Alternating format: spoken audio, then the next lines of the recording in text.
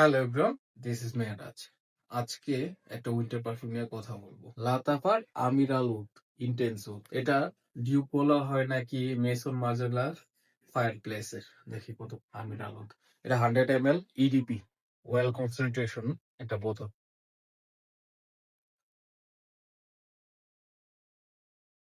Wow,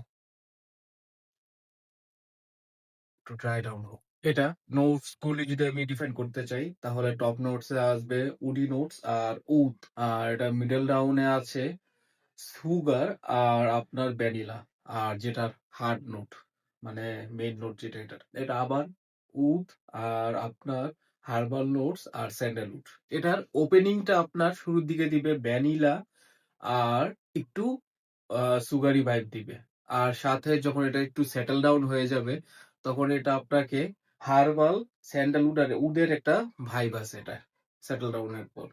আর এটা যদি আমি প্রজেকশনের কথা বলতে চাই তাহলে এটা 2 ঘন্টার মতো থাকে প্রজেকশন, এটা প্রজেক্ট করে।